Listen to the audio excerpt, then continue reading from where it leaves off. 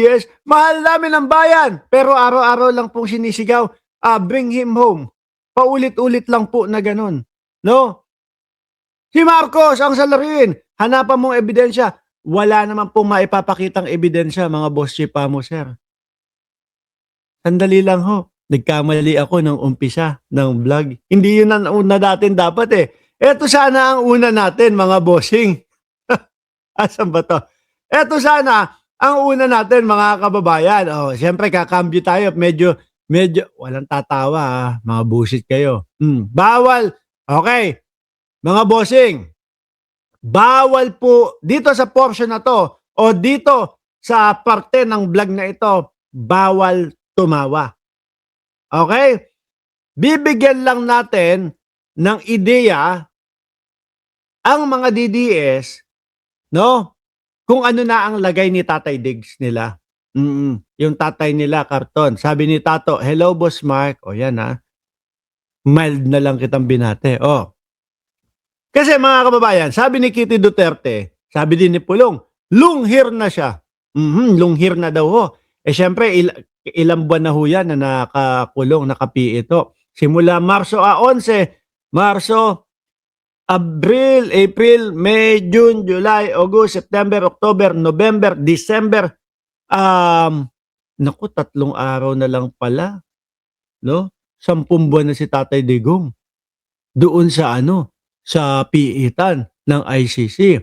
10 buwan, siguro iniisip niya, sige, saka na ako magpapagupit ng buhok pagkalaya ko na. Aba, baka umabot yan ng hanggang paa. No, sabi, 10 taon ang itatagal nung kanyang nung kanyang kaso bago malaman kung buhay pa siya. Ito kasi si Chi. Tanong ng tanong kung patay na. Hindi, buhay pa, buhay na buhay. 10 taon ang aabutin nung paglilitis sa kanya bago malaman kung siya ay lalabas o hindi. Ngayon ito ang update ni Kitty. His hair right now is nakabonet siya. Ayun parang ganyan niya. No? In-AI generate. Kumbaga para lang makita kung ano yung itsura. Mukhang ito yung mukhang ito yung pinakamalapit no? And then, since his hair is quite long na, so it's showing na kulot-kulot. Yan nga. Ito yung saktong-sakto. Ngayon mga kababayan. Aba, hindi ko alam hindi ako ang gumawa nito. Hindi ako ang nag-edit nito at hindi din po yung Team MR ang nag-edit nito. Nakuha lang po namin ito, mga kababayan, doon sa social media o sa Facebook at re-reactionan natin. Sabi ni Chi, kailangan may handaan sa anniversary. Ay nako, oo nga. Uumpisahan ko na ba yung istoryang handaan? Yung may tarpaulin, yung may 2 kandila, tapos yung merong alay na panset. Para nga yung nila, di ba? Yung pagdarasal nila, umabot talaga mismo sa taas. Ngayon mga kababayan, dito na tayo. Merong mga gumawa ng litrato ni dating Pangulong Duterte na kumbaga base doon sa sinasabi ni Kitty. No?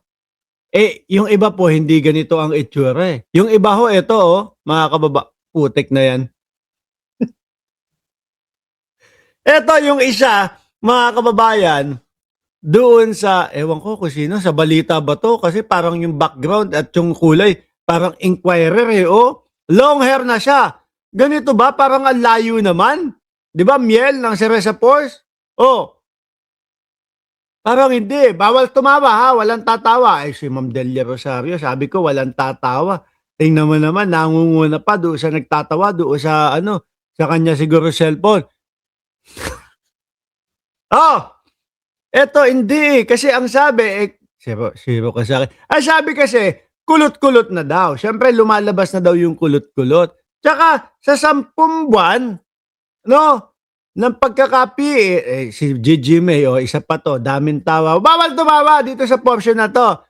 Seryoso. Gusto lang natin i-analyze mga kababayan kung ano talaga yung itsura ng dating Pangulong Duterte pag lunghir na yung sinasabi ni Pulong. Lunghir na siya, yung sinasabi ni Kitty Duterte. Sa 10 buwan tingin ko hindi naman ganito kahaba ho. 'Di ba? Siguro hanggang dito mga kababayan. Yan, pwede pa. Pero eto pang ano na 'to, siguro 2 taon na yung ganito kahaba. Alam naman natin nung nasok pa si dating Pangulong Duterte, nandun lang halos parehas lang kami ng buhok niya, medyo makapal lang yung sa'kin. 'Di ba? Oh, pang rock and roll daw 'to sabi ni Ma'am Annalyn Ando. Idol niya kasi si Freddy Aguilar, Boss Mark. Oo, sabi ni Danilo Espejo, kaso ang haba nito. Ngayon may iba pa. Mas lalo namang mahaba ito. Putik na 'to, parang kamukha ni Kap Nino Barsaga. Kap Nino Barsaga!